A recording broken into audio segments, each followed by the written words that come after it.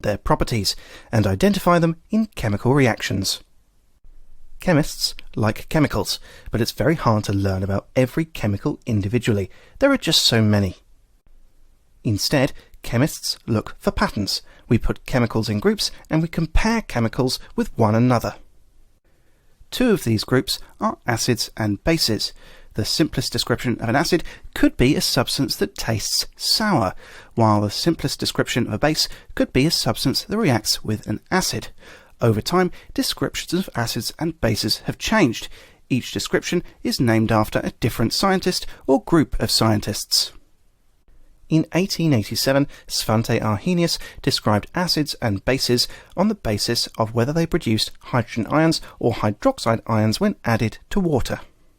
When we add Arrhenius acids to water, they dissociate, forming hydrogen ions, while Arrhenius bases, when added to water, dissociate to produce hydroxide ions and cations. Hydrogen ions and hydroxide ions react to make water. This accounts for the fact that generally Arrhenius bases will react with Arrhenius acids in a consistent way. In 1923, Danish chemist Johannes Nicolaus Bronsted and English chemist Thomas Martin Lowry extended the description of bases, including substances that do not yield hydroxide ions in solution. A Bronsted-Lowry base is any substance that can accept a proton. For instance, ammonia, NH3, can react with hydrogen ions, H+, in water, forming the ammonium ion. Generally speaking, Arrhenius acids are also Bronsted-Lowry acids. Since they have a hydrogen ion, they can donate. However, it's important to realize that Arrhenius acids are those chemicals that can donate hydrogen ions specifically to water. There are some substances that will act as acids in some circumstances and as bases in others. These are known as amphoteric substances. We'd have to make a much more complicated diagram to account for all the variations. So for now, I'll leave this area blank. Instead, we're going to focus on the innovations introduced by Gilbert N. Lewis, also in 1923, where he expanded the reach of acid. A Lewis acid is any substance that can accept a lone pair of electrons, forming a bond, while a Lewis base is any substance that has a lone pair of electrons that can be donated to form a bond. In general, Bronsted-Lowry bases are always Lewis bases and vice versa. But not all Lewis acids are Bronsted-Lowry acids, while all Bronsted-Lowry acids are Lewis acids. This is all getting rather complicated, so let's look at some examples. Let's start with hydrogen chloride, HCl. HCl is an Arrhenius acid. It has hydrogen ions that it can donate to water. But it's not an Arrhenius base, since it doesn't have any hydroxide ions. All Arrhenius acids are also Bronsted-Lowry acids, since they donate protons. But HCl is not a Bronsted-Lowry base because it does not accept more protons.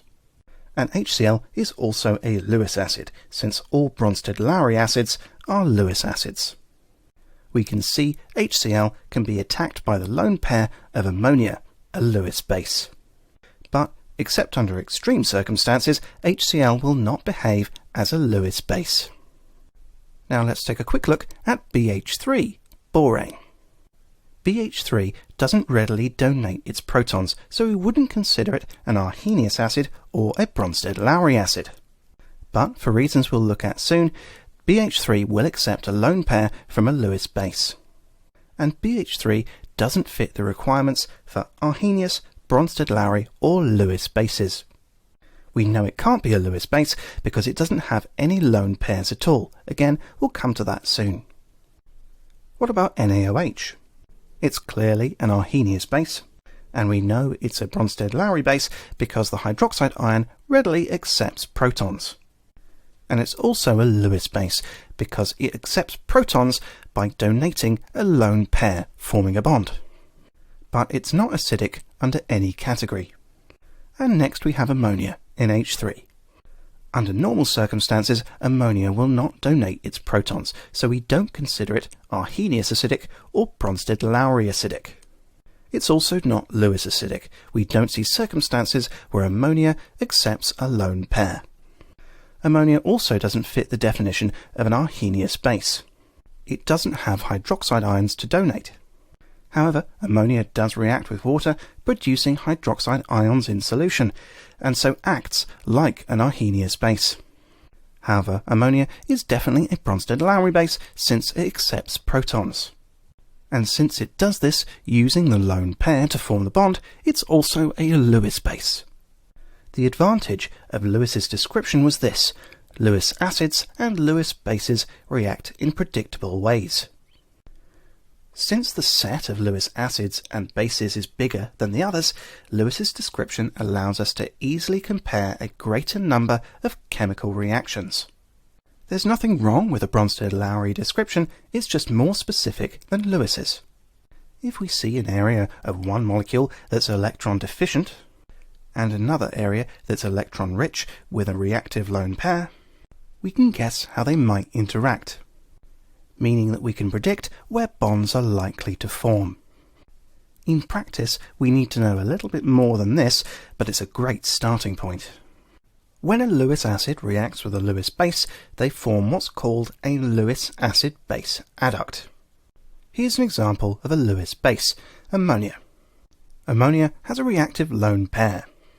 And here's a Lewis acid, BH3. At the centre of the BH3 molecule is a boron atom that can accept electrons.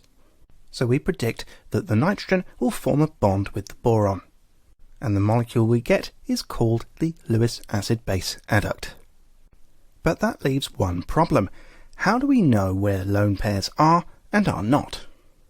One of the neat things about Lewis acid and base theory is the strong relationship it has with Lewis structures, otherwise known as electron dot diagrams. Lewis structures allow us to highlight lone pairs, as well as electron-deficient areas, for instance when we don't have a full octet. Let's have a look at the previous example, the reaction between ammonia and borane. On the ammonia side, we have 3 hydrogen atoms contributing 1 valence electron each, and a nitrogen atom which contributes 5. That's 8 electrons in total. That's enough for a single bond between the nitrogen and each hydrogen, and 2 left over for the lone pair of nitrogen, completing its octet. Now what about BH3?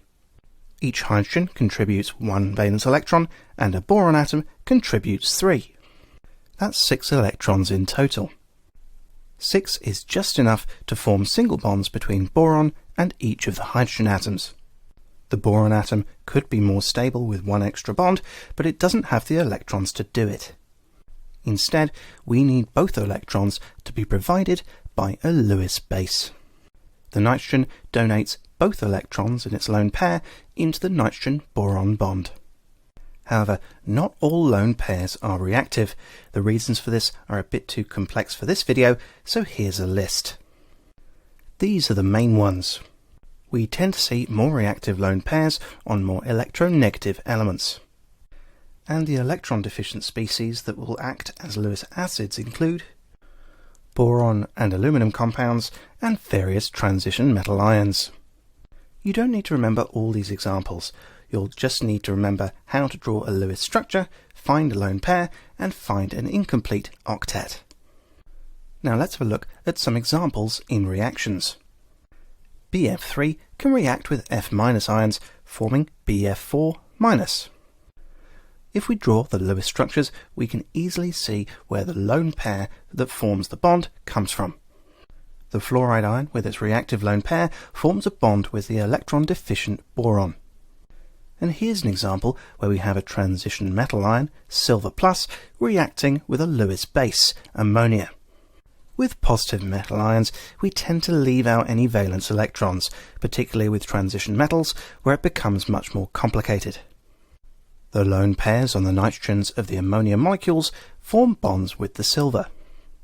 This particular chemical is active in the Tollens reagent test for aldehydes, where we produce a silver mirror.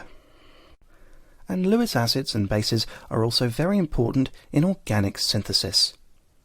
Now, the last area we're going to look at are Lewis amphoteric substances, substances that are both Lewis acids under some circumstances and Lewis bases under others. When hydrogen chloride dissolves in water, a water molecule reacts with the hydrogen ion in HCl, forming the hydronium ion and the chloride ion. We often treat the hydronium ion, H3O+, like H+.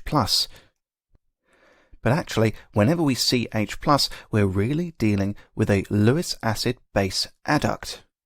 One of the lone pairs on the oxygen in water donates to form a bond with H+. In this example, water is acting as a Lewis base, donating a lone pair. But let's have a look at this example, the formation of ammonium hydroxide when we add ammonia to water. In this case, the lone pair that's going to steal an H+ ion is on the nitrogen. What we form is the ammonium ion, NH4+, and the hydroxide ion, OH-. In this example, it's water that's behaving as the Lewis acid, giving up an H+ ion to the ammonia. So water is amphoteric. It can be a Lewis acid, or in other circumstances, a Lewis base. Now, let's take a look at a question. Which of the following statements best defines a Lewis acid? A. A substance that can donate a pair of electrons. B. A substance that can accept a pair of electrons. C. A substance that can donate an H+ ion. D. A substance that can accept an H+ ion. Or E. A substance that produces OH- ions. The first thing that's important to identify is that we're not looking for a simply correct answer. We're looking for the best statement out of the 5. Lewis described acidity and basicity in terms of the acceptance or donation of lone pairs of electrons. He described substances like ammonia with reactive lone pairs as bases, and electron-deficient substances like BH3 as acids. When the two react, a bond is formed between the area with the lone pair and the electron-deficient area. The first statement suggests that a Lewis acid is a substance that can donate a pair of electrons. This corresponds to the description of a Lewis base, not a Lewis acid.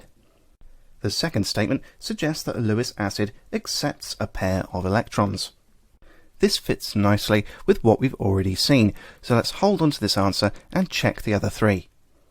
Our third option is that a Lewis acid is a substance that can donate a hydrogen ion. These would be substances like hydrochloric acid and nitric acid.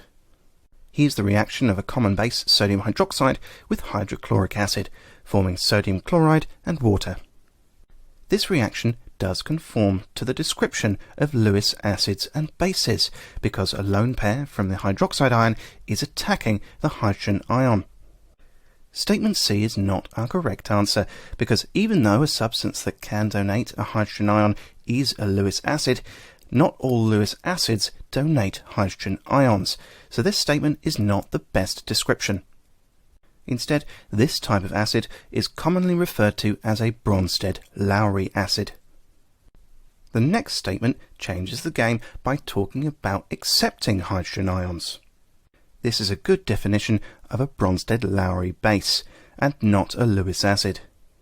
Finally, the last statement suggests that a Lewis acid is a substance that produces OH- ions, hydroxide ions. A good example of this is the addition of solid sodium hydroxide to water, producing hydroxide ions in solution. Sodium hydroxide is an Arrhenius base. It dissociates in water to produce hydroxide ions. The general term that covers statement E is alkali, because there are some substances that are not Arrhenius bases that still react with water to produce hydroxide ions. Either way, this is definitely not an acid and definitely not a Lewis acid.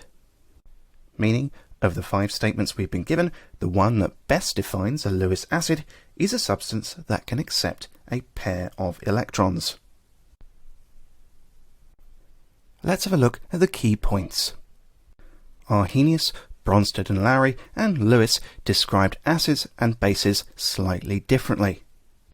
Lewis's description covers the biggest range of substances.